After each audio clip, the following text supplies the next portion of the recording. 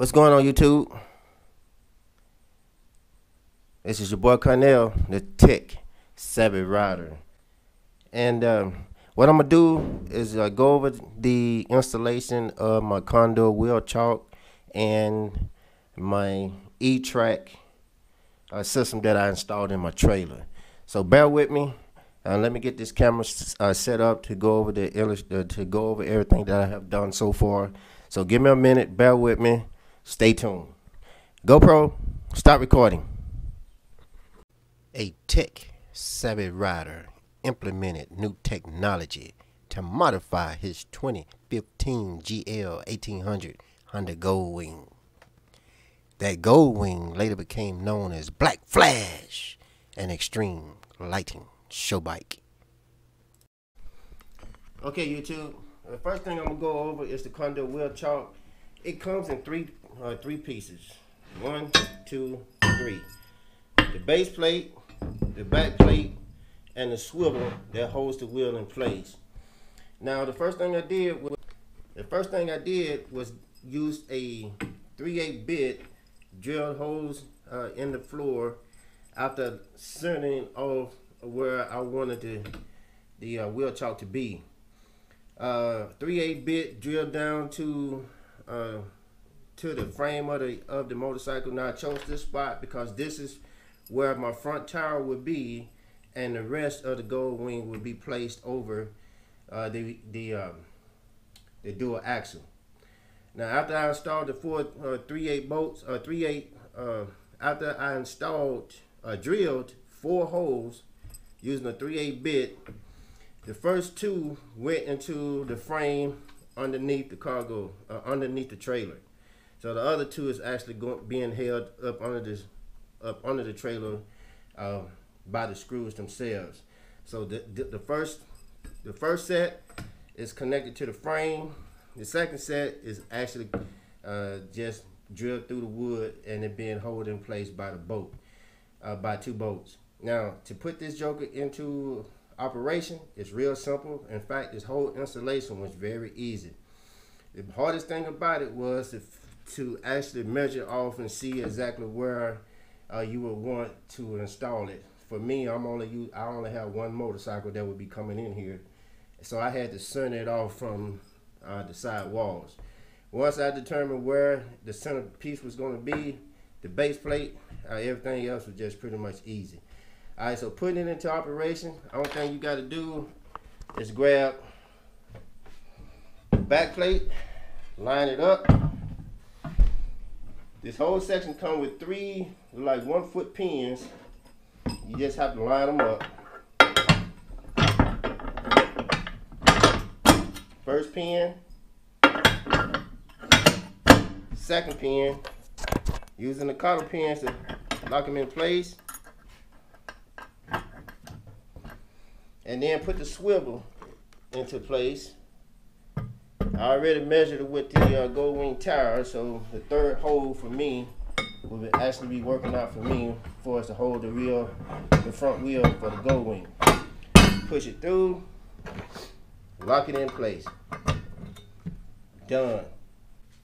Alright, to put it into operation, I just simply grab one of the front tires, one of my front spare tires, so I can show you a demonstrator how it works.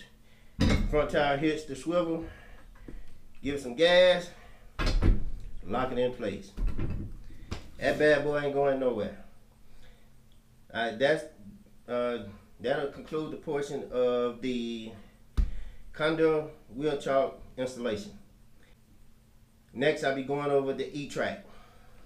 Now this whole installation for the Condor wheel chock took me about 30 minutes. The installation for the ETrack took me almost all day, and I needed some help because once I started the installation and putting the bolts in, I'll tell y'all more about it in a second, so bear with me. GoPro. Okay, now this is going over the installation for the ETrack system. I have 4 8-foot ETrack that I wanted to install, giving me a total of 16 feet total of how much ETrack I got. Now, like I said, the installation is pretty much easy, but it's time consuming. And I'm gonna tell you how I did it, and maybe you'll find you a better way to do it.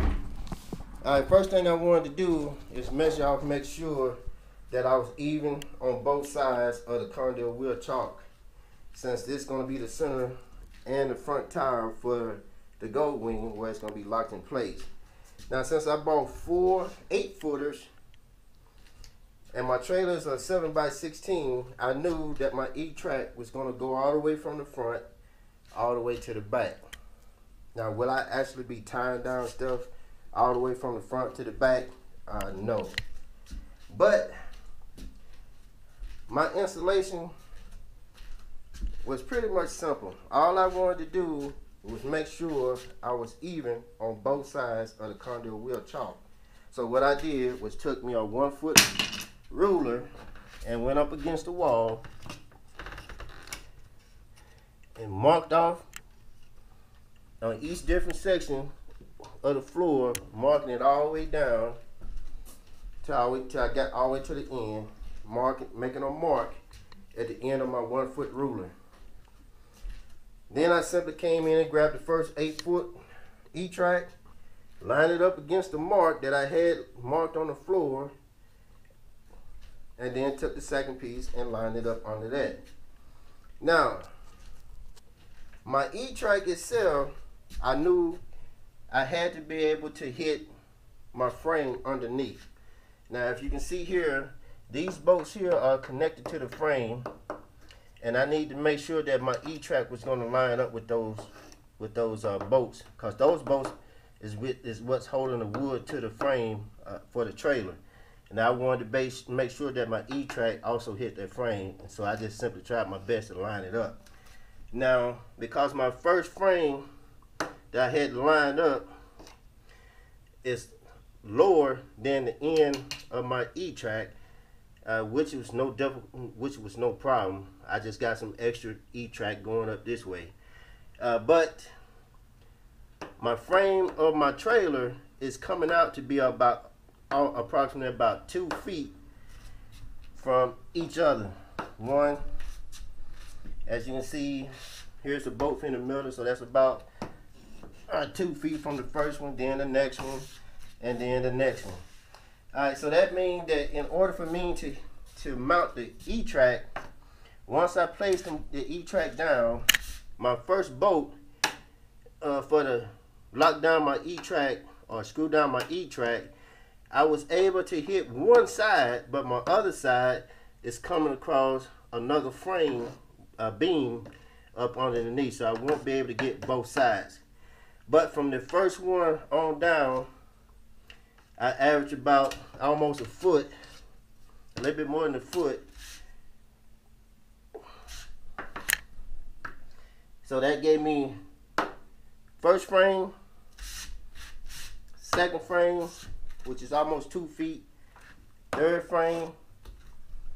Then I came up, when I got it all down, I ended up placing roughly about 16 bolts to hold down my ETrack. Now I had to turn around and go back and use the plates up under my ETrack to help it steady hold down the ETrack besides the frame. So in other words, I got plates up under the trailer in between the beams holding down the ETrack also. So I basically started out counting 3 holes, frame. As soon as I got ready to see my second bolt for my frame, this is where my first plate went.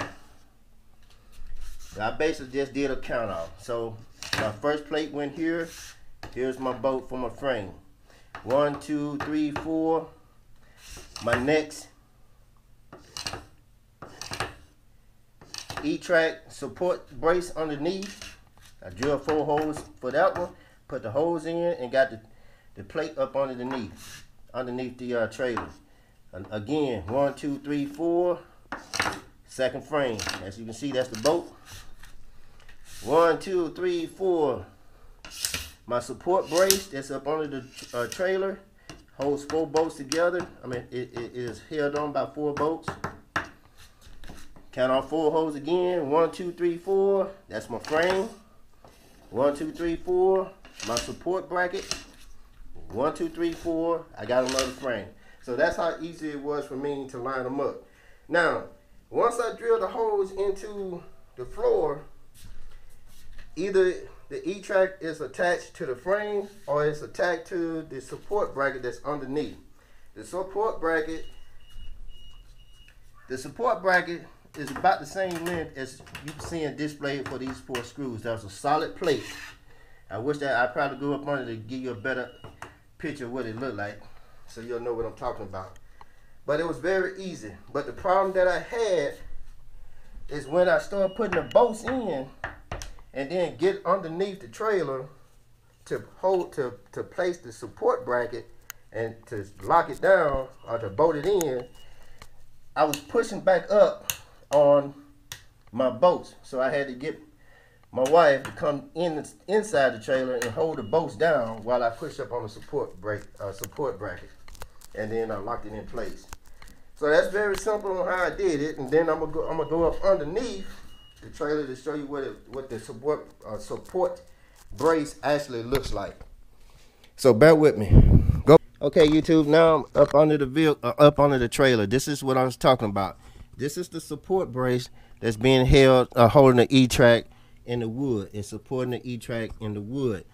Now, when I first started my ETrack, this is the frame I was telling you about. The ETrack is hitting the frame at an average about a foot and a half, almost 2 feet apart. Now, in between the frame is the support bracket, and the support bracket is being held on by 4 screws. Now, this is where it started getting time consuming, because once I put in a plate and start trying to screw it down, the bolts would push back up through the wood. So I had to get my wife to go inside the trailer while I put on the brace, and to tighten it down, she could push back down on the bolts to push them back through. So this is where it started getting time consuming, because as you can see, there's a lot of bolts that had to go through to hit the frame and to support the wood. So this is what it's all looking like up under here now. Like I said, it's a easy install, but it is very time consuming. Now each one of these bolts is a 5/16. So you got 5/16 bolt, lock nut, lock washer, and nut. The 5/16, I think I got the 5/16 1 inch, 1 1/2 inch in length. I tried the 1 inch at first. They were too short, and the 2 inches was was way too long. So I got the 1 1/2. But as you can see, all the bolts and screws that's coming through the frame and the wood as you try to install the ETrack. So this is where it started getting time consuming. So just wanted to give y'all a heads up what I was talking about, so you'll get a general idea of what it looked like and what you got to go through to get this stuff done. All right, that's it for now. Okay, YouTube, now I'm gonna get the bike and trailer inside to see exactly how this all gonna fit. I got an idea before I started on where I want to put it, so let me see if it's going to work out. So just hold on as I bring the trailer and bike inside.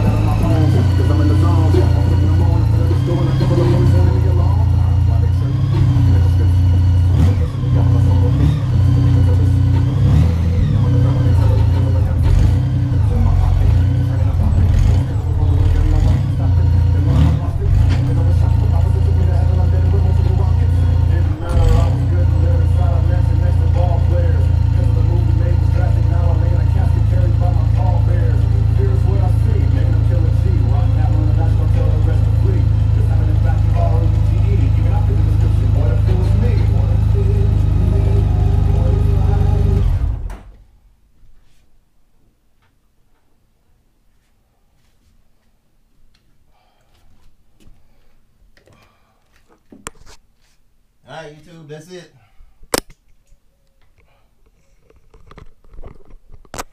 It is hot as heck in here and I'm sweating. But as you can see, the gold wing is in the Condor Chock block.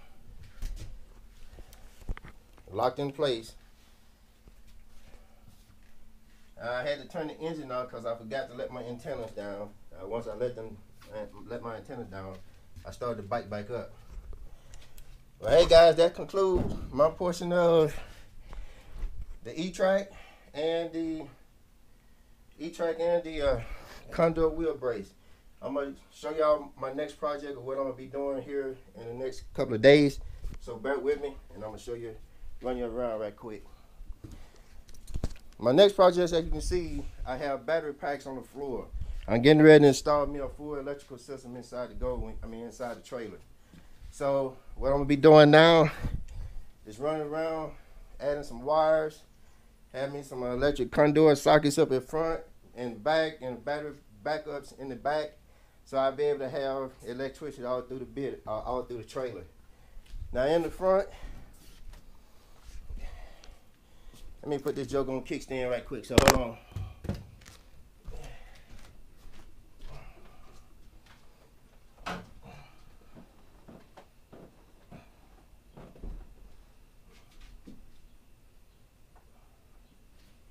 I trust it, but can't be too safe about anything, especially with all my bad luck. Alright, next projects I'm working on is I want to be able to run this air conditioner, electrical. I'm gonna have me a computers inside, stereo, television, and it's all gonna be coming from the generator. I got me a gas operated generator that'll be on the outside of the trailer. Once I set up, I put my air conditioner up in the door, and everything else is gonna be running either off the generator, or if the trailer's at home, it'll be running off an electric cord coming from the house. So that's what I'm getting ready to install now. So I give y'all posted. I'll create a video once I got an idea how I want to do this. But this concludes the installation of the ETrack and the installation of the Condor wheel chock. The gold wing and the trailer is now inside the trailer. So now I need to see exactly where I'm gonna be putting everything else. TV, stereo, bed, everything to make it somewhat livable inside this trailer. That's my spiel for today, YouTube. Y'all have a good one. GoPro, start recording.